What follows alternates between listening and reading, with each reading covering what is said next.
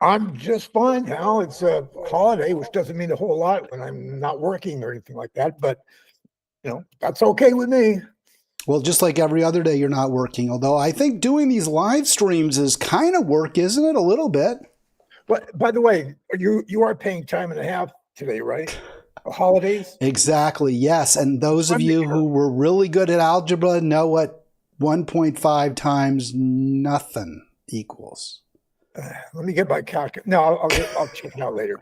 Coach always had trouble with those numbers, Arlen. So I'm interested that you too are also. I think they say radio hosts aren't necessarily the sharpest blades in the drawer, and I think we can extend that to include podcast. What did you call me? A vlogger? Tell us about that term, please. A vlogger. I heard somebody who does the same thing as you do, video and a podcast together, call it a blog. V as in Victor, LOG. Blog. Blog. It doesn't really roll off the tongue, does it, though? Yeah, I kind of like video podcasts better, but whatever. Live streamer. I go with live streamer, but some people don't do these live, so I guess for them it wouldn't count. It is Memorial Day, Arlen. You mentioned a holiday, so happy Memorial Day. And I'm pretty certain the answer to this question is no, but I'll ask it anyway. Did you serve our nation in the armed forces in any capacity? Oh, you haven't seen the headlines of some of my heroic deeds during the war? No, Hal, I didn't. Yeah, me neither. And when I was coming up, it was really not the thing to do. It was the end of the Vietnam War, and the military was held in very low esteem, at least among people in my more elitist circles. Of course, we were happy to, call on others to fight our battles, but we didn't want to do that ourselves. It was very significant for people of my age, but I was fortunate in getting a good draft number and, being in college and all that. So somehow I avoided having to make the hard decisions that others had to make, like going to Canada or whatever. So I was fortunate. Or like George W. Bush having daddy pull a lot of strings and get in the Texas Air Guard. I mean, there's always that option. You might not have had that one, though, Arlen. Well, obviously I didn't become president, but anyway, yeah. We're going to talk about Memorial Day. There was a powerful article that Arlen called to my attention in today's New York Times. Actually, it's such a misnomer. They say today's, but really you read it, I believe, yesterday, but maybe it was early this morning. I'm not sure. I think you shared it with me this morning. It was in Sunday's paper, yeah. It was in Sunday's. But before we do that, Arlen, as you know, I really like to center the victims of American empire and our allies. And that right now, I think no one meets that definition more than the Palestinian people, the people of Gaza. The situation there really, really bad. I woke up to read the Baltimore Sun, to which I subscribe. I subscribe to a lot of papers. I was thinking about this. Haaretz, let me just go through them real quick. Haaretz, the Baltimore Sun, the Monterey Herald, the Washington Post, the New York Times. I pay all of them, Arlen. What do you think about that? Well, the Monterey Herald too, huh? I do. Yeah. I do. I like to keep track of my old stomping grounds. And I think the value there is, since some of my viewers are from Monterey, it's important, I think, and you're from Monterey, that I have some knowledge of the local paper. Yeah, by the way, I was getting the New York Times every day, and I decided just to have it just come on Sundays, mainly because it was just taking too much time to read it. It's so huge, and 7 days a week takes so much time. So, but I can go online. So yeah, all of my subscriptions are virtual. I don't get any. Well, that's not true. We do get the Washington Post delivered, but that's because my wife prefers to read the hard copy. I personally don't even read the hard copy of the paper that's delivered to our house. Yeah. Well, so 35 was the headline in the Baltimore Sun from the AP. But I was thinking, Arlen, when I saw that, about a story I actually discussed on Friday, which was from Fox, where Fox questioned the death count that is published, pretty much every day in various places, including Al Jazeera. They argued, and let me see if I can get the headline up again, because I think it's very pertinent to this conversation. So you can see that there. Hamas's Gaza Health Ministry under microscope as questions continue over number of deaths. So Fox was saying, hey, how do we know they're not lying? They're Hamas. The health ministry is under the control of Hamas. Maybe they're giving us inflated or at least unreliable numbers. So I saw the 35 and I thought, well, maybe it's unreliable. And you can see what continuing from that story from Fox, where they make the point that despite all the chaos, I'm trying to get this so none of us are blocked and everyone can read that. Despite all the chaos, they keep coming out with these new numbers. And the country's infrastructure has been destroyed. There's rubble everywhere. So I guess Fox News was asking, how can we be confident that Hamas can really determine the number of dead? And the simple answer is we can't. They count corpses, they count bodies in bags, but they're going to miss people, right? I mean, because they're just, and that's what happened today. So Fox's claim that Hamas's numbers are not reliable may be true, but it cuts against the argument that Israel isn't committing wartime atrocities, because the death count is actually higher, clearly, than what we're learning. And so now that number of 35 has been up to 45, and Israel has acknowledged making a tragic mistake there. I don't know if you followed the story at all, but just one more tragedy. There's so many. Every day there's a new tragedy.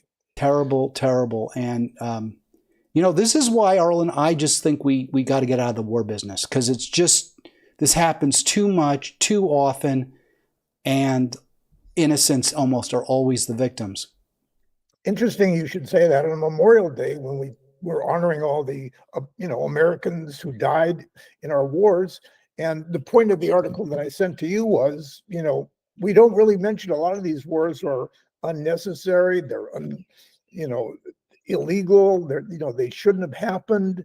And yet, people sacrifice their lives, thinking they're doing the right thing when, they in many ways they weren't, because America gets us into wars that we shouldn't be in. So what is that, what is the message, if any, that sends? And I think this is the concern that some in the pro-peace community like myself have, is if we're too harshly critical of American empire, American military adventurism, we're somehow disregarding, dismissing, discounting the sacrifices of service people. Is that accurate? I mean, is that a legitimate concern, and is it true? If you understand the distinction I'm making, Arlen. Yeah, no, we don't really take care of our soldiers. There's so many veterans now, so many, soldiers who have served, who are in bad shape. The amazing numbers of suicides are just atrocious. And, they're not doing well. The service people who have gone overseas and fought in wars and came back with PTSD and all kinds of trauma and injuries. We don't do enough. And again, the important thing for me is, why did these people even, what's the sacrifice for? In many cases, it was for nothing. Yeah, we're going to talk about all of that, Arlen. And I just want to kind of focus you again on my question. When I or you criticize our involvement in various wars, such as, I think we both agree the Vietnam War was a terrible mistake, Iraq was a terrible mistake based on lies, Afghanistan. or Afghanistan as well. When we point out that these were maybe not even just mistakes, they were the result of dishonesty, machinations, narcissistic, perhaps even sociopathic leaders. What message are we sending to our service people, Arlen? Well, they're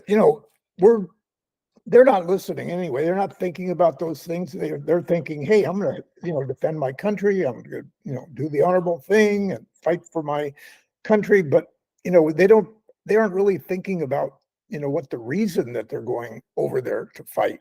And, some of us like you and me, we look at it a little bit more carefully and realize that a lot of it is just unnecessary and illegal and immoral. Well, even if the enlistees the GIs aren't listening to us, the people who are in the military right now, many of whom, by the way, in this article by Phil Clay, he points out they're teens, right? They're teenagers. They may be 17. I think you have to be 18, but you may be able to enlist at 17 and then you're deployed at 18. I'm not sure what the rules are. I know during at least the Second World War, and I'm sure the first as well, many teenagers who were under the age of 18 enlisted, and nobody said boo to them. So I don't know if there's still a problem of minors in the military. But what about the veterans? What about the people who did serve in Vietnam, who are still with us, the people who have come back from numerous deployments in Iraq? Do you think how do you think they react? Or can we even know? I mean, obviously there's going to be many different reactions, but are you concerned that at least some will say you're dismissing me, you're ignoring me, you're pretending, you're discounting my sacrifice for our country when you say this war was based on lies? Well, indeed, they did fight for our country. They did the best they could. And, they thought they were doing the right thing. I understand that. Most of them, like you say, are very young and they're not really thinking about what we're doing in the war that they're sending us to, because that's just the way, it's like a tradition. Many, generations of families send their sons and sometimes daughters into the military to fight and thinking, that it's got to be all good. We're defending the country, when in fact, we're often not defending this country. You're listening to Watching Halitics. I'm Hal Ginsberg, Arlen Grossman with me today. It is a Monday with Arlen. Don't forget, click like, click subscribe. Got a lot of new subscribers last week. Arlen mentioning that our Tuesday video really hit big, and I'm hoping to keep that momentum going. If you're a first-time viewer of my program, I do take live calls. Arlen likes those calls too. Try us at 240-242-5646 if it shows live in your YouTube feed, or on Facebook for that matter. By the way, Arlen, we're now also on Facebook. I'm pretty pleased I was able to figure that nut out, crack that nut, and get the stream on Facebook Live as well. And for free, no additional charge. See if you could get on like CBS or NBC or MSNBC. That would help too. We'll play a video from CBS in a little bit. We started in Palestine and Gaza. We'll return there, but now we're going to focus on this Memorial Day on some of the questions I asked, including what do we owe our Gold Star families, and what can we do to reduce casualties in the future? This is the question Phil Clay asked. What do I owe the dead of my generation's mismanaged wars? There was much I liked about this article that you recommended, Arlen. Let me say one thing I didn't love was the way, is what I circled and highlighted in that headline there, mismanaged. Yes, many of the wars have been mismanaged. It seems like the military, the term snafu, situation, not normal, all effed up. So a huge bureaucracy. Obviously, the Army isn't going to do everything right. But I think it's a little bit unfair to just call them mismanaged. It's a little bit unfair to the generals who were managers and the chiefs of staff. I mean, a lot of it is wars that are fought on false premises or fought for malevolent reasons and the like. And I felt that Clay played a little bit too short shrift to the nefarious reasons that we and other countries often go to war. Yeah, he was just concentrating mostly on the most recent wars like Afghanistan. But, we, of course, go back and remember Vietnam and other of our wars that have just been, totally unnecessary. And, and just that whether they're mismanaged or not, that some of them couldn't have been won. Like in Vietnam, I mean, we have most of the country against you, and Iraq also, and all these countries we go into, we think we're going to change them and change their government and all that. But, those are nationalists. The people there want to protect their country and defend their country. And we don't really have much of a chance to win. Yeah, and even these unpopular wars, as you just pointed out, Arlen, they often end disastrously for us, if you want to put it that way, and for the people whose ostensibly, for example, the Afghan people often heard people said during the war, we have to protect them from the Taliban. They, they're so sexist, and the way they treat women is so awful. It's true. The way they treat children is awful. It's true, although some of the warlords that we supported apparently had little harems of boys. That was it's apparently an Afghan thing, where they take as sex slaves prepubescent boys. So this was something we were complicit in while we were occupying that country. But as Clay points out, and as you do too, Afghan ended in disaster for us and in disaster for the Afghan people. Well, I'll tell you one thing, Hal. Every one of those countries that we go into, it's that country that we attack are the ones that pay the highest prices. They're the ones that get killed the most. They're the ones who suffer. They're the ones who have the environmental damage in their country. They're the ones who pay the biggest price. Not so much us, but we do pay a price ourselves, of course. So why are we going into these countries? Why is this happening over and over and over again? And indeed, now we're fighting proxy wars, right? We're fighting, really killing Gazans through Israel. And I know you're a supporter of the aid we're providing Ukraine, but again, that is a proxy war. We are, and I don't think you would dispute, the West is taking on Putin in Ukraine.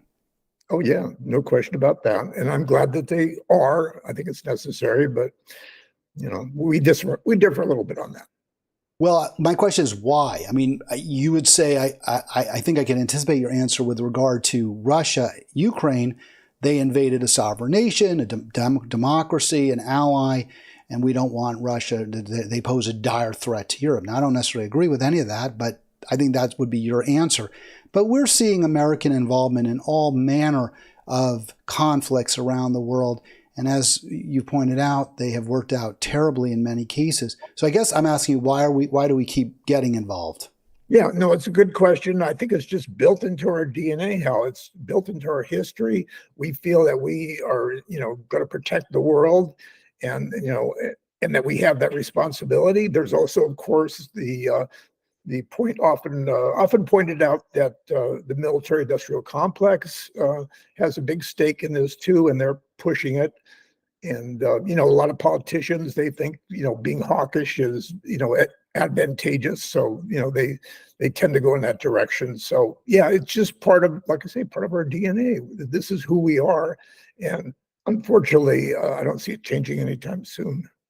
Yeah, I'm just posting different snippets from that article, including this rather heart-rending discussion or description of a Marine sergeant who was actually trying to protect a child when just a week before she died in Afghanistan. So obviously it's full-scale tragedy, what's happening. Without trying to get into too much of a disagreement with you, Arlen, about our Russia-Ukraine involvement, does the fact that so many of these other wars and, or our involvement, let's put it that way, and, I'll just identify a few: Libya, Iraq, are supporting Saudi Arabia. I think we were selling arms to Saudi Arabia while they were bombing Yemen. That's continuing. Afghan conflict. Various times we've gotten involved in South America, and the list goes on. Iran, the coup there. Does that give you any pause when it comes to our involvement in Ukraine and Russia?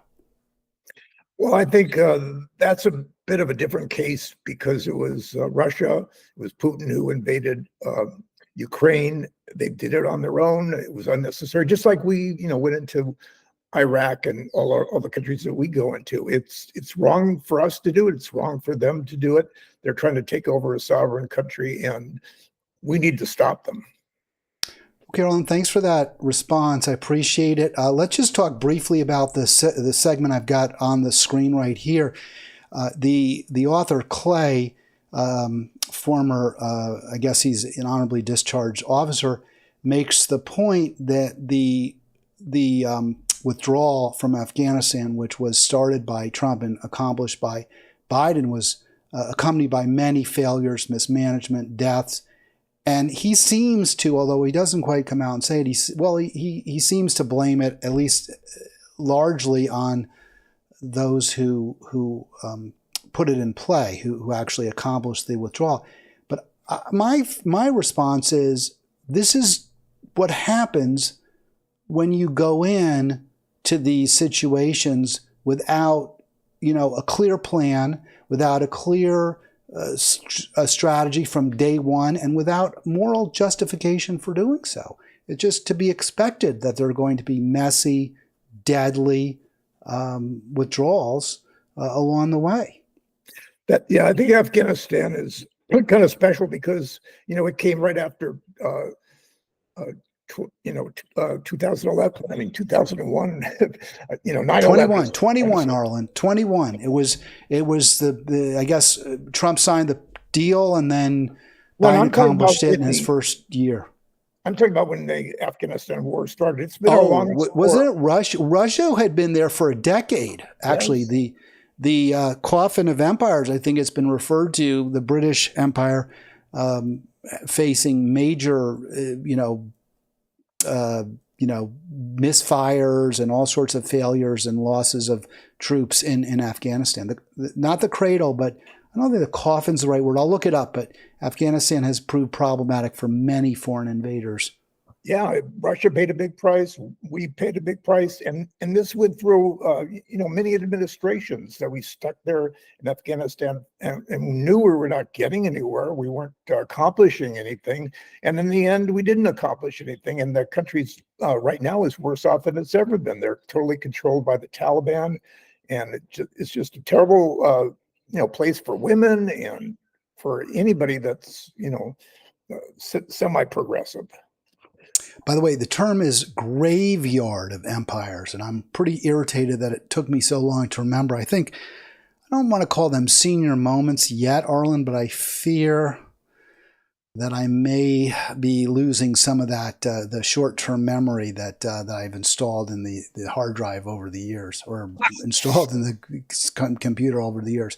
So yes, in many ways, Afghanistan obviously is problematic right now, but I was glad to see at least this sort of counter narrative where Clay quotes from a journalist who says, peace is a beautiful thing. It's beautiful to see Afghanistan at peace. Yeah, that's crazy. And, the fact of the matter is, nobody really talks about, all these wars are just, like I say, unnecessary, immoral. We should never get into them. That's very often not even talked about. And, we keep going into new countries and new places, and they often, everything, all our wars have ended badly since probably World War II. We haven't really declared war actually legally since then. So, it's like I say, it's just built into our DNA, and it's got to continue unless something drastic changes. Well, I think there's no question that leaders especially gain an awful lot on occasion from wars. They get a tremendous amount of land, increase their power, increase their sphere of influence. If you're looking at purely from a genetic standpoint, I always point out that Genghis Khan is considered to have fathered, to be the direct you can, 10, 15% of Eurasians can trace their lineage back to Genghis Khan. So if you're a conqueror like that, then you will be in a position to rape many women, and so will your soldiers. And therefore, the genes that you have that caused you to be violent, aggressive, murderous, will be passed down to the next generation, right? And those who are peaceful and pacific and calm and want to stay home on their farm, maybe they'll have a couple, 3 kids. Those genes don't get passed down to thousands and tens of thousands and millions of people. Unfortunately, that's just who we are as human beings. We're always fighting. We're always trying to attack somebody, trying to take over something. So wars are multiple and inevitable, and they will continue, unfortunately, going on for probably a long time unless we can figure out. I'm not quite as pessimistic on that front, Arlen, as you are, though I don't know how much longer we have as a dominant species on the planet to begin with to be in a position to make these kind of wars. But I think a lot of it is environment. I mean, if you have a society where pretty much everyone has enough and no one has too much, there's going to be less conflict. There will be some, and maybe I'm crazy to think that, but I do think that we can point back to more peaceful societies. Although if you press me on it, I'd have trouble coming up with any. But I hope that there are times, at least, when people have been a little bit more able to get along with neighbors. Maybe, although I'm not certain about this, native North Americans, people who lived in at least the area that's now the United States and North, were less warlike. There were so many resources. They may not have been fighting as much over them. Although we do know that Indian tribes did fight with each other. Yes, I'm not sure how violent it was. Yeah, there may be countries that somehow stay away from war for a while, but overall, you look around the globe, there's always going to be wars going on, and it's always been that way. So do you have any peace prescription, Arlen? I wish I did. Wow. I don't. All right, Arlen with us. We're talking Memorial Day. It's not one of those happy Halitics is, but I don't know if any of them ever are, which is kind of unfortunate. You asked for reasons that we fight, or we talk. You gave one. You gave the sort of uber answer, which is it's encoded in our genes. Clay lists a bunch of them. I first had written 1, 2, 3 in red, but it looked kind of messy. So I highlighted them, and I think if you count them, 5, 7, there's like 12, 15 reasons that he gives for why at least these young, mostly men, go into the military and why many are killed. I thought he missed a couple of big ones, Arlen, but did anything stand out at you in this section? Well, it's just like we've said, how the people that usually go into enlist in these wars are very young, and they're not really thinking. They don't have any historical background. They just assume that we're doing the right thing and they're defending the country, and so they're happy to do it. But we know, based on the aftermath, that most of these wars are really not worth getting into, and people pay the ultimate price often for getting into thinking they're defending the country when they really aren't.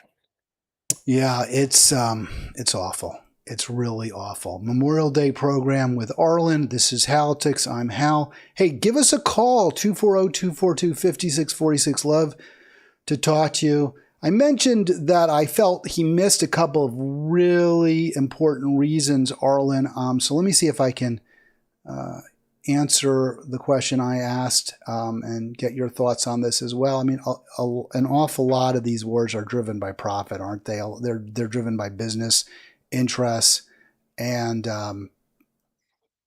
so that's why I'm a believer that if we change the environment, we take out some of the profit that's built into it, you might see fewer wars. And you can see this is from the Intercept, and they're going after two lib faves, Jamie Raskin, Rachel Maddow. I think they're two people you actually kind of like, two people I dislike intensely. But I make the point, they make the point that even these two people who you'd expect, maybe based on their politics, to be somewhat pro-peace, are still caught up in the maelstrom of military boosterism because of the money that corporations like Lockheed Martin spread around. Well, I somehow doubt that that's the reason that they're, having any kind of favorable thoughts about any of these wars, is because of the money that Lockheed gets. No, I don't think that's it. Well, Maddow gets $10 million a year on MSNBC, and they do get a lot of funding from the military-industrial complex. I'm not saying Raskin is directly impacted by the money. What I would say is this. He's in a club. He's in a very, very exclusive club of 435 people. His side of that club is constantly being exhorted to raise money, to find funds, to support the cause. He found a war that he can support, one that you also support, Ukraine against Russia, and he's perfectly happy to lend his prestige to a corporation that's making billions and billions of dollars from us, comes right out of our pockets. Well, I'd like to see some proof that, Maddow and Raskin are getting, money or something that makes them want to support these wars, which I don't think they're supporting really any wars, but I think. Oh, well, no, that's not fair. Because Raskin absolutely is supporting the Ukraine adventure, and Israel as well. He just voted for more, $96 billion. He authorized the $96 billion to go to Ukraine and Russia and Israel. Yeah, I don't know his position on Israel actually, but Ukraine, I think, like I said, it's a totally different thing. We're defending a country that was attacked. So, by a. Okay, understood. I'm not getting into, at this point, I don't want to get into whether we should or shouldn't be there. What I'm saying is whether we should or shouldn't be there, the war is very profitable for Lockheed Martin, and they have found flacks who are at least somewhat associated with the more peaceful movement, the pro-peace movement. Again, I need some evidence to know that Maddow and Raskin are flacks. I haven't seen it. If you can show it to me. Well, I just showed you the headline. They were the headliners. They were the headliners at a Lockheed Martin event. I don't know what else. And the entire event was all about supporting the Ukraine war, which you support yourself.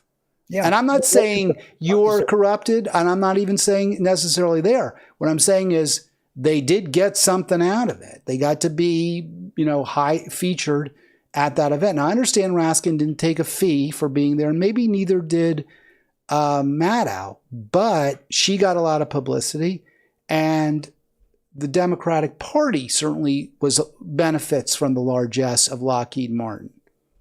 Well, I'll look into it, Hal, but I haven't seen anything that would want me to not support. All right. So in the interest of being fair and tarnishing both houses, this is from Haaretz today. AIPAC telling Republicans, if you aren't 100% behind Israel, and most of them are. I understand Elise Stefanik from New York is on the short list of Trump Veep nominees. I wouldn't be surprised if that happens. She's one of the most staunch pro-Zionists in Congress. And AIPAC, absolutely, they are telling Republicans, if you're not all in for us, we're gonna primary you. Well, there's a tremendous amount of money with AIPAC and all the Israeli affiliates. So they certainly have a big influence. Because money does drive our entire political system. Do you see any way? I know we're, as you described, no question warlike. I love the Iliad, and that's a 3,000-year-old poem that's all about killing and all that. But wars, and it's kept people entertained forever, or for whatever, not 2,800 years, however old it is, 2,700 years. So, given that's in our nature, again, do you think getting the money out? What good would that do? It would have to do some, right, Arlen? We need to have some solutions. We can't just simply throw up our hands and say that's it. Yeah, we shouldn't have corporations profiting from wars. That just, is not right. And it certainly encourages the continuation of that kind of, those kind of wars. And so, it's certainly a terrible thing. All right, before we move back to Israel, Gaza, I had a question, and we're going to finish up, I think, talking about what Joe Biden could be doing and should be doing differently with respect to that war, or at least the atrocities that Israel's committing in Gaza. Did you have anything more that stood out? Maybe I missed, Arlen. I tried to go through pretty much that whole article, but I didn't. I missed some of it, I'm sure. I didn't go through the entire. It's a long article. Yeah. Well, listen, I'm very, very disappointed with Joe Biden. I'm not happy with him at all. But, I certainly want him to win because the alternative is so much worse. But yeah, Biden has done a really terrible job. But before we get there, let me just cut you off. I wasn't asking you to go after Biden at this point. I don't mind if you do. But I was just wondering if there was something in the article by Philip Clay, the veteran, the Armed Services writer, who discussed Memorial Day and what we do or don't owe our gold stars, people who fell in battle, their families. Is there anything that struck you in that article that maybe we haven't discussed? Nothing specific, but just the whole theme of it. It's rarely talked about. All these wars that we go into are just, they're, like I said, they're not worth going into, and we're making big mistakes going into them. And most people don't talk about that on a Memorial Day. They'll say, "Hey, everybody's a hero, everybody's sacrificed, and all that," and they really don't talk about how bad the wars that we've have been for the whole country and the world. Yeah, there's a quote by a French filmmaker. I'm not sure who it was.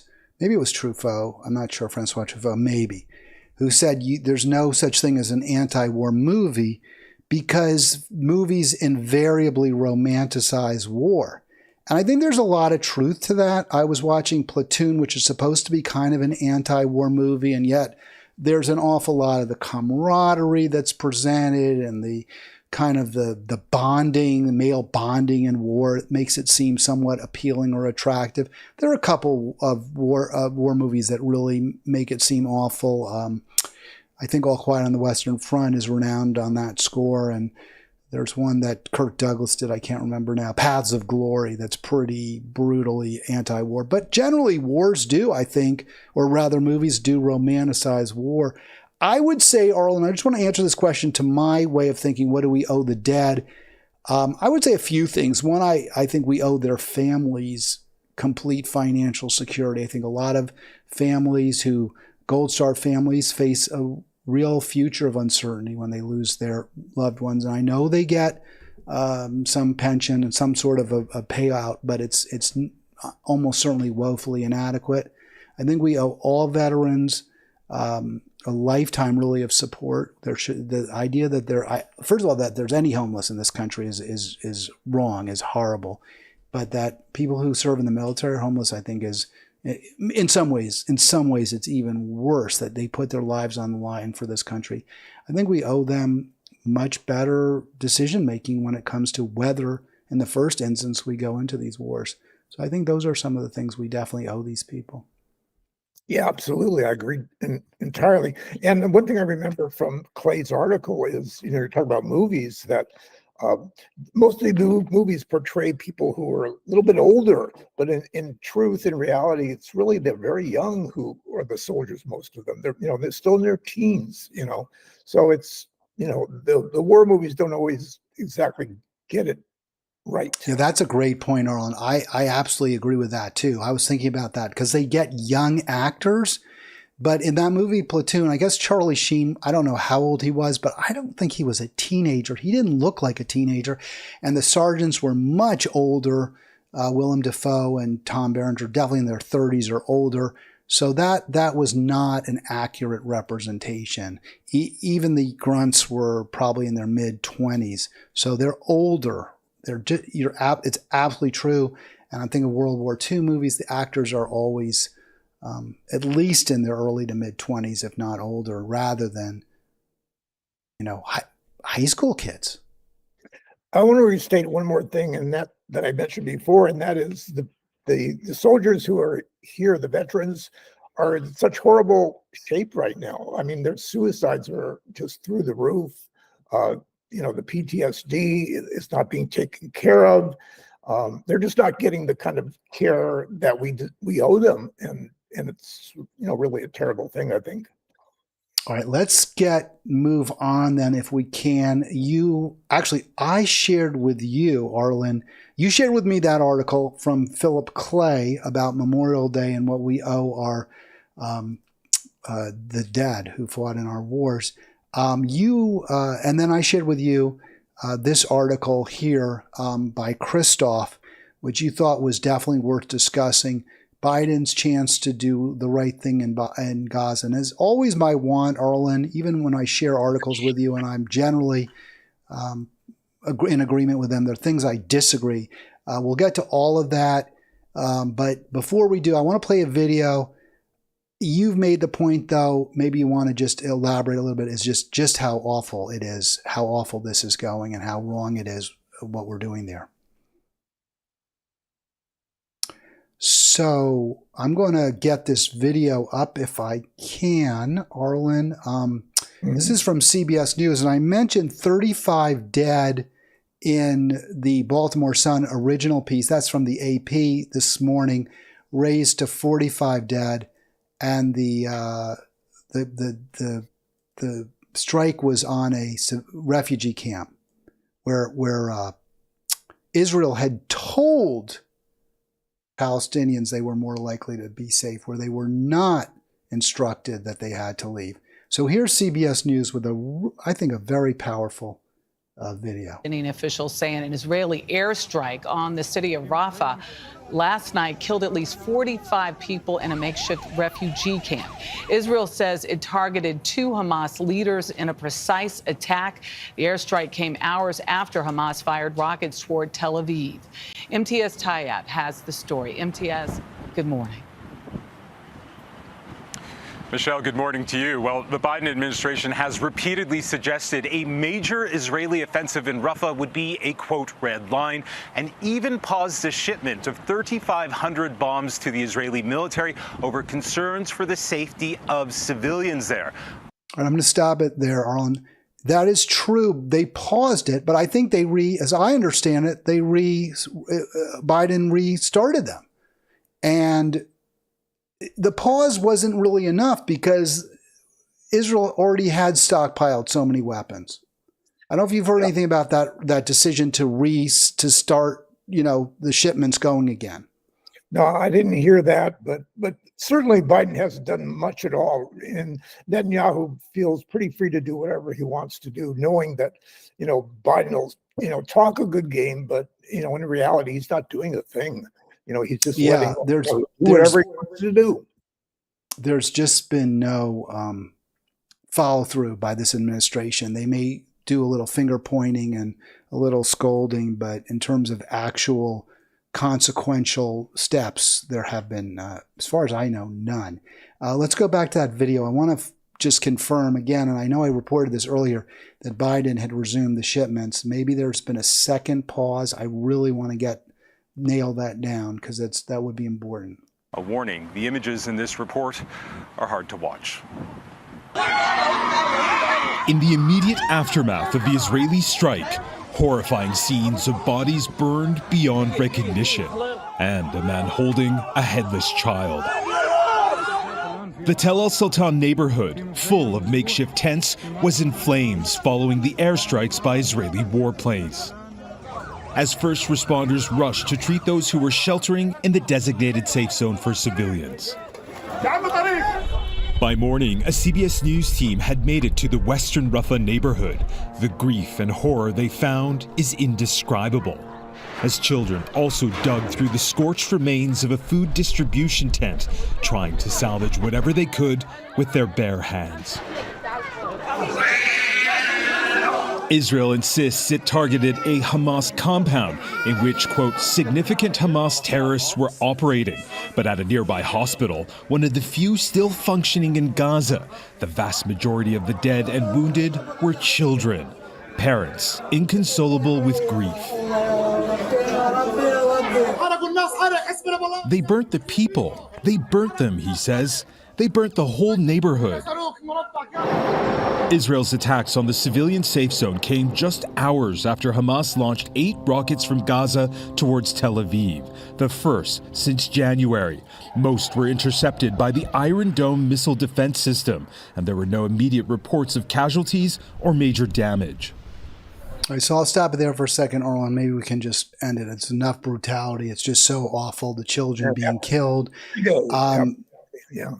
And we're still, I'll show that caption right here. This is from the National Post. I did discuss this. I haven't seen anything to contradict it. I know Congress has been pushing Israel, has been pushing the U.S. rather, pushing the Biden administration not to pause further shipments. This is May 14th, so about 2 weeks ago. I'm not aware of any further pauses. As I understand it, the weapons are continuing to be sent. So that's what Christoph is decrying in his piece that we shared, that we discussed. I like Christoph. He's a very smart guy. But and I think, and I hate to say this, but the United States and the Biden administration is really complicit in these deaths because we're not doing anything to stop them. They're using our weapons, they're using our money. Israel is to do all this kind of these war crimes basically. So the Biden administration has a lot to answer for, I think, and I don't know why they're not doing more. Well, there's a picture from an apartment building, the side of it completely sheared off. You can see families actually living in those kind of conditions, Arlen. I've asked this question of listeners before, kind of giving my answer. Does seeing this and our complicity in it and how Israel is carrying out these targeted killings of innocent people, does that make you less confused or more able to understand the Holocaust?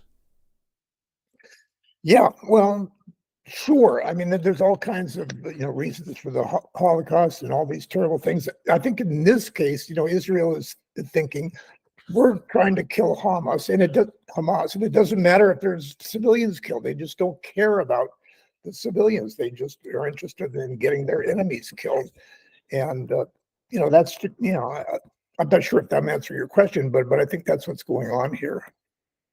Well, I think, Christoph kind of makes that point too, and we'll get to it in a little bit, that, and I feel like that gives Israel a little bit of a pass that I don't want to give it. In other words, suggesting that, yes, what they're doing is really awful. Yes, we can't condone it. We shouldn't be helping them, but their motive at least is a little less awful than, say, the Nazis, which was just to eradicate Jews. At least the Israelis have kind of a reasonable wish to get rid of Hamas.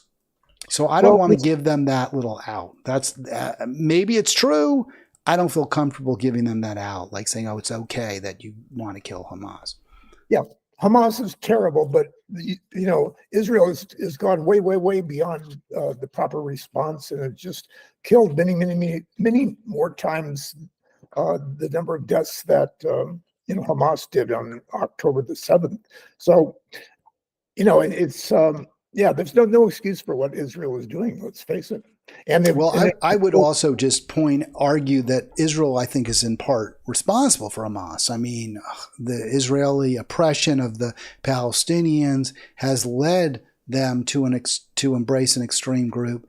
And I've read many articles, including from reputable sources like Haaretz, that Netanyahu and the right-wing Israeli hardliners kind of promoted Hamas. They would prefer Hamas to an Abbas, who was wanted a peaceful solution. Mahmoud Abbas, I believe, was his name. So they were funding Hamas, Netanyahu and his government. They really wanted to do that. They wanted Hamas to actually be there so that the other alternative, mainly a Palestinian state, would not happen. So what do you want him to do? Just stop the arms shipments? Christoph calls for ending all offensive weapons, missiles, bombs, bullets. But he does say that it would be all right for Biden. And let me see.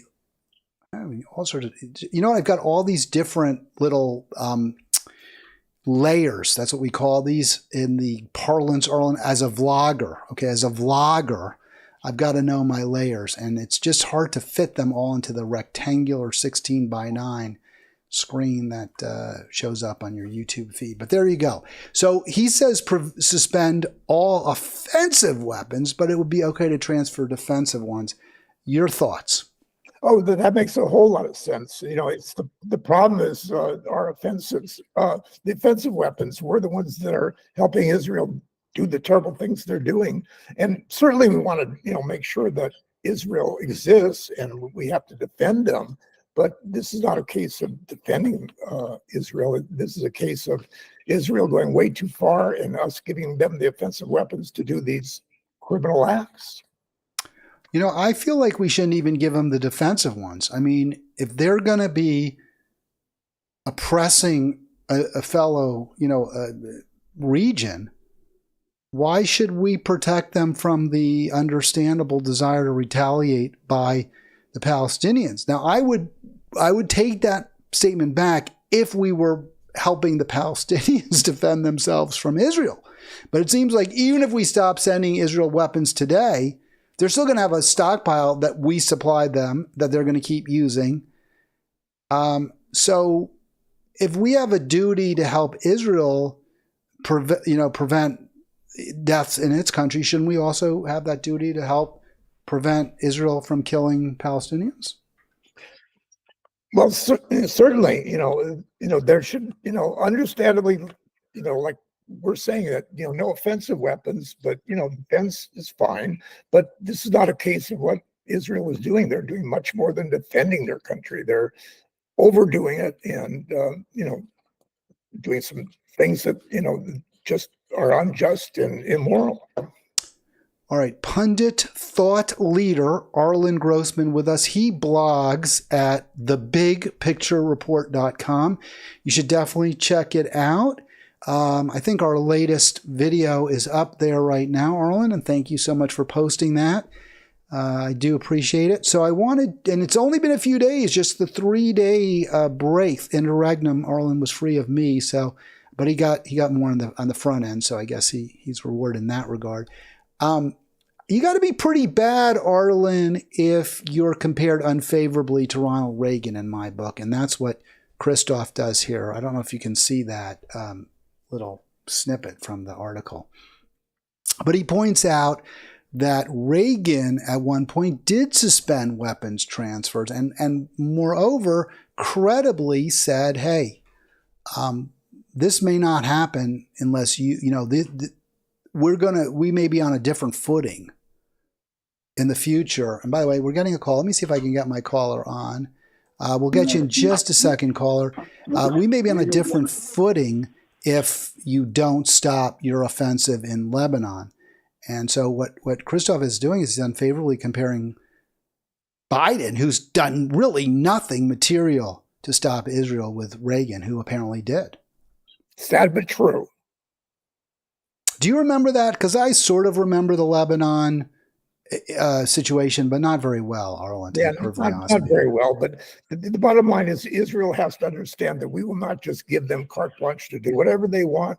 That they're going to have to believe that we will, put a stop to our help if they don't, cooperate with the international community and with our, what most people want. All right, caller, thank you so much for your patience. You're on with Arlen and Hal. Who's this? I'm old enough to be a patient, you're right. And listening to that holding period can you hear me? We got you, Carl. Right. Yeah, I can recognize your voice. I don't think you identified yourself. Are you up there in Santa Cruz County? Is that right? I wanted to be anonymous. That's why you need a screener, But I'm sorry. You should have said, "Don't say my name." I've been holding on. I'm sorry. It's Carlo. It's Carlo calling. I call myself Carlo, but you don't need to know that. And my God, nobody cares about this. I have a lot of things that I wanted to talk about, not the least of which. Excuse me, Carl, before you do, I just want to mention to Hal, who doesn't know that yesterday was Carl's birthday, and he and I and Billy Sunshine and a couple other people went to a restaurant and celebrated Carl's birthday. Oh, that's very exciting. How nice for you, Carlo. But what about Carlo? I mean, we're talking to Carlo. Was he there too, Arlen? Or I'm all confused. Obviously, and you want everyone else to be confused. And you even use the terms. Hey, wait, before we talk about you and what you want to discuss, I have a quick question. Have you listened to Billy Sunshine on the channel, the station up there in Seattle? Have you, Arlen? Because I've heard a lot about him. I have not been able to. I've been trying, but it's a very bad time for me. So I'm wondering if you're catching his act up there. Well, he's Who are you talking to, Hal? Wait, let's go one at a time. You go, Carl. I'm calling in. I listened to him on your big rival when you were down in Monterey trying to make a mark, and the TV is showing me something different, so I can't look and talk to you. It's worse than listening to it. But you said the word senior moment, Hal. That's what I had to get into. You talk about an inappropriate comment. What did I say that was inappropriate? Because you're discriminating against people who have got a little bit of years in maturity under their age, like Biden. You want to attack him for his wisdom, and he's a feisty kind of guy. He's not my favorite. I didn't call here to wave the flag for him. I already did my time in the military, by the way. Wait, good. I'm glad we got a veteran. And let me just defend myself. I have many critiques of Biden, but to be fair, Carl, Arlen is more likely to call out Biden for his age than I am. Is that not fair, Arlen? Is that not true? You think I'm gonna? I just was not going to go after Arlen yet, because he's the biggest ageist I ever met. But no. Point being, I used to forget words back then, even when I had something on my fastball. And I'm getting to the point where I don't even have a slider, I don't think. So it's a bee to get old. I remember Dennis Corantes, the late lamented Dennis, saying to me, it's not the golden years, Hal, it's the iron years, because it's like everything's rusting and falling off. And I think he was younger then when he told me that than I am now. I may be wrong, though. If you looked at my Facebook page, you'd see I just posted a comment that I said my body feels 106, but I feel 17.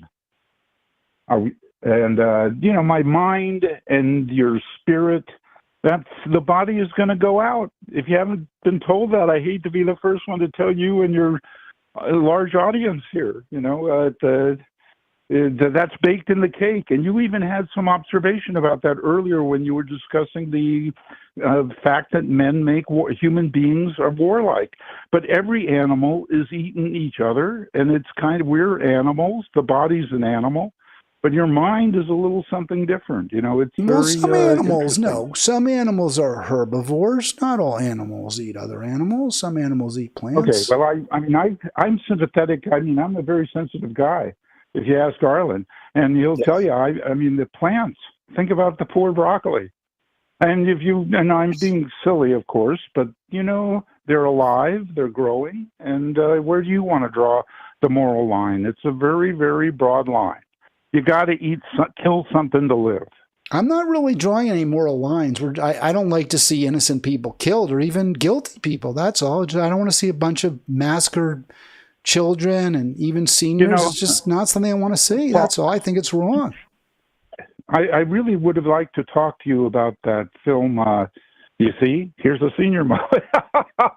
But it was the one, the movie that you were just discussing. Platoon with Charlie Sheen. Platoon, yeah. And they had a bit in there where the young kid, the guy, I was in the military, and I used to say I never met more mean people in my life and been around mean people when I was in the military. And I would have said it's still true until I met someone who worked as a prison guard. And then I thought about it, because there were some very nice people that were on the ship as well. But Tom Berenson was like the picture of evil. And I can watch that movie, but I had to tune you off, Hal, when you put on that report of that attack on Rafah. I just can't stand it. Oh, it's so awful. Yeah, no, I hear you. I feel you, man. And I'm responsible for my mental health. Excuse me for interrupting you. So I can handle, I like current events. I studied history. I watch war movies, sometimes the Japanese war movies. There you want to see something where it's, it's just amazing. I mean, some of that stuff where they're so harsh. And by the way, Arlen, do you want to know who won the sumo contest? Actually, I do know. I checked that out. That's and important. Dare I say who it was? Well, I'm not going to pronounce the guy's name, but I know who won.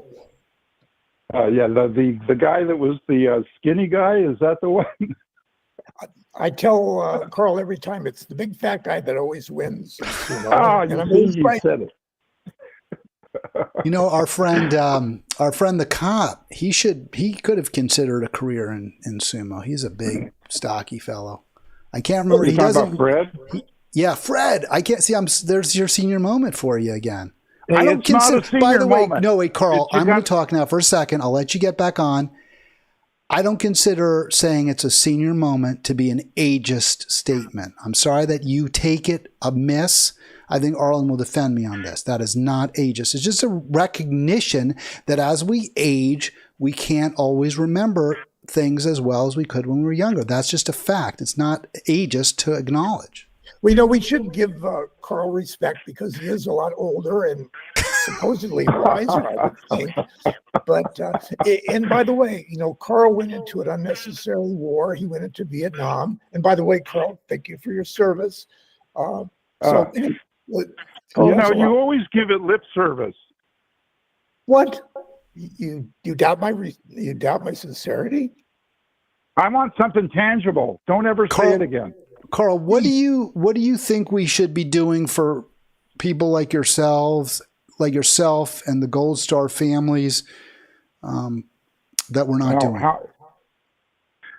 When I remember, I love a chance to be able to bring back and reminisce on the days on the high seas. But I swore if I ever thought about being in the military with a favorable eye and said something good about it, that I'm a liar and it's not true and I'm just out of my mind. Well, after I got out of the military, I had the GI Bill that paid me money, $250 or so, which was folding money back then. And I went to the college and I got a house, no money down with a good, whatever the interest rate was, but, being able to buy a house when you used to have no down payment. And that was a significant benefit. And I am now in the VA medical system. So, and it particularly because I had such a hard time trying to get medical care before Obamacare. And I think I would have stayed in Monterey, Pacific Grove if Obamacare was available, but it wasn't. So I took a job in LA, and that wore me out and caused me physical and mental, physical issues, not mental issues, Arlen. You may say so. But he already had those issues, Arlen. It didn't cause it. They were already there. You said it. I know, but you laughed. You were like, yeah, it's true. Oh, yeah. I know Carl I very don't well. get to be kicked around by Arlen on the air. But I want to answer your thing about Billy Sunshine, who is really good talk radio. Okay. I think you should. He certainly thinks he is. Right now. I think he is, I've tinkled over Billy Sunshine so much about his talent as a radio guy, and I really love talk radio, and I think I know something, at least my opinion is strongly held. And Billy goes on every Thursday at this radio station in Santa Cruz that, Hal, I wish you'd buy it, and because Santa Cruz is a liberal community, and you got this right-wing. Really, I don't like, I like people. I'm very much a people person. But this guy, I have no respect for. When he put Alex Jones on, and I could forgive him for Rush Limbaugh. But, I really can't forgive him for Rush Limbaugh. But Alex Jones, I think Limbaugh's in some ways worse. Because Limbaugh sort of is more of an apologist for the Republican Party, which is really dangerous. Whereas Jones and those guys are just totally insane, utterly. But Carl, let me just say, because you asked me, tell me to buy some station. Dude, radio is dead. It's like the buffalo. It's gone. There's nothing. That guy would MZ would love to sell it. There's nobody's going to buy. You can't make any money. Even the biggest, most profitable stations in recent years, they're belly up practically. Well, I didn't say you're going to make any money. Who said anything about money? Well, it's not just that I wouldn't make it. I'd lose it. I'd lose what little I still have after the last time I went into radio. Yeah, but you'd be doing something for the community, Hal. That's what I'm doing now. That's what this is. What do you think I'm doing right now? And this is why I can keep doing it. This is for the community. Why isn't? Let me ask you this: Why isn't virtual radio like what I'm doing now? Why hasn't that? Why? I I agree because radio doesn't work, but why talk radio isn't working anymore? But why can't this be the substitute? Or maybe it already is. It's a profound question to me because when the internet came on, and you had to know about the station to be able to tune it in on the internet and stream it. And in radio, it's on the air, and all you have to do is be on the dial. It's got a different something about it that I still have not got my head around it. But there are radio stations is still going, and there are cars with radio. There's the CBS news station in San Francisco. Maybe KGO is still on the air. KABC in LA. KGO. What about let me know you there, Carl. KGO, as I understand it, and this is from your buddy Billy S., is a online. It's like a sports gambling station now. All their shows are like about fantasy football, stuff like that. Is that right, Arlen? Can I get a word in here? You're talking about radio is going downhill, and it is. It's not popular anymore. But what is big are podcasts right now. I've noticed everybody has a podcast. I mean, everybody I could think of has a podcast. So they're all over the place, and you're doing it even a step up with a blog, maybe because it's a video podcast. So maybe you're the cutting edge, Hal. Well, yeah, there's like over a billion YouTube stations. There's over 1 billion people who do something sort of like what I do. You have to get some notoriety and some other thing that gives you some audience to be able to listen to the podcast because they have to tune you in. With a radio station, you used to leave it on in the car, your favorite radio station. And I don't know if the cars are still coming out with it. That's interesting to me. But KSCO is the classic building. It's got the mirror, the glass outside. Did you ever see it, Hal? I did. I drove by there one time with Billy Sunshine. He showed it to me, and I did like it right there, I guess, on a lagoon of some sort. It's like an old movie, kind of deal with that. And the community really listens to it in the old small, community, and they have local advertisers. And if the guy was not such a right winger and such a, I really don't like this man, what he does and says. So I don't want to criticize. I don't like to leave that taste in my mouth. But like I said, I'd like to punch Jonathan Turtley in the nose, and I wouldn't mind hitting Zorley either. Actually, that's not true. I wouldn't hit anyone. Yeah, you're saying good. I have my issues with the radio, all the conservative radio station owners. But I also recognize they're just often trying to make a living. He made a pretty sweet amount of money, I think, from those nutraceuticals, supplements, that kind of crap. But I don't know. Supplements, you'd never do that. You can't do that. But that's what he did. Well, we did have that. We did run those infomercials, and I always felt a little gross doing it. But hey, if people want to buy it, I guess that's up to them. Well, you should pay your help. That's the thing, and give a job to people. And that's the sick part about the military-industrial complex, because it supports the economy. And because people in Alabama and in Lockheed out in the valley, and all over, every state has their military bases and all that. That's bigger than us. All right, we're going to let you go, Carl, but unless Arlen has a quick question for him, Arlen, do you want to ask? I just want to say thanks for reminding me about how radio works, because I still have KRXA on my dial, and I get nothing but Spanish Catholic talk, and I don't really understand it. So maybe I should change the station. It didn't follow me. You're saying it didn't follow me all the way to whatever my I hear your voice, but all I get is ventures. I got a letter to type. I got to go. Okay. All right. It's great to hear from you, Carl. Really, don't be a stranger going forward. My typewriter. And I'm sure, Arlen, you get a lot of the blame or credit or something for him calling in. So thank you for that. We're kind of, I guess, now we're kind of at the end of the program, and I'm having also my latest. Let's see if I can get that. There you go. Let's see. Subscribe. Yes, there it is. Subscribe now, please. Do join. Let's get those numbers up. And it was great to hear from Carl, 283-5, no, that's my phone number, 240-242-5646. That's the right number for this live stream. Yeah, children starving to death. Christoph makes that point, Arlen.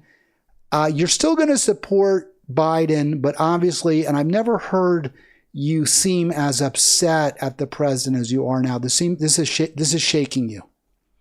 Yeah, and that's my op-ed that I'm going to be putting out there, and that Biden is not a great alternative, but Trump is so much worse that we have no choice.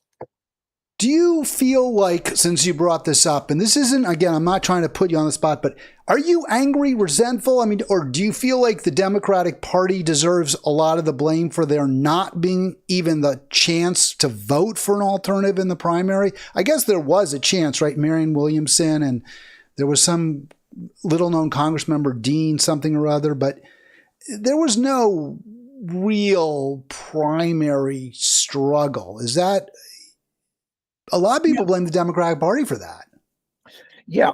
Biden had taken over everything, and he was the guy, and nobody, would dare, take him on, because again, the main thing is we got to beat Trump. And, Biden was able to beat Trump in 2020, even though Trump doesn't think so. So, he thought it would be easier, I think, but his age and some of his other issues are hurting Biden, and he's got a lot more ways to go to get up to where he was in 2020. So I have a ton of criticisms of the Democratic Party, but I don't really think this is a good one. I mean, the incumbent always runs for re-election on the part. When does it ever happen that back in 80, right? Ted Kennedy challenged Jimmy Carter, and he lost, and Carter lost, and people blame Kennedy, some do, for Reagan. Probably Reagan would have won anyway, but look, Reagan was a horrible, horrible president who did terrible damage to our country. So, I get why people don't want, and Jimmy Carter wasn't a bad president. Jimmy Carter did some good things. He did some things I'm not happy about, but he did bring us peace. We didn't start wars. We got peace with Israel, between Israel, Egypt, and Jordan, and that was a really good thing that he did. So the fact is, you don't get primary challenges against incumbents running for re-election. So to blame look, there's a million things you can blame him for. I blame him for trying to keep Bernie from being president and all that, but the voters you could have voted for Bernie and you didn't. So that's why he's not president. At some point, the voters have to be responsible too, Arlen. Yeah. And of course, it wasn't easy to vote for Bernie because, the Democratic Party is very strong, and they made sure that the establishment candidate would have the advantages. So, that's just the way it is. All right, Arlen, that's going to do it for me. I'm done. I've got nothing else at this point. I think it was a great Memorial Day program. I appreciate your support. You're helping out with a selection of stories. Your, unparalleled, unmatched insights. That's why you're the thought leader. And as I always do, you get final word. Anything in specific you want to address? I think we mostly solved all the problems in the world. Maybe not completely, but I feel good about it. So, I'm happy to be on here, and I really hope I get that time and a half that you always promise. All right. Well, I think we're going to be getting, I'm not hearing my music. Let's see if we can get up. There we go. So there's the closing music. Arlen, thanks again. I'll see you next week, folks, and I'll see you, and you'll see me anyway. I don't know if I'll see you. You'll see me tomorrow. Great. All right. See you next Monday.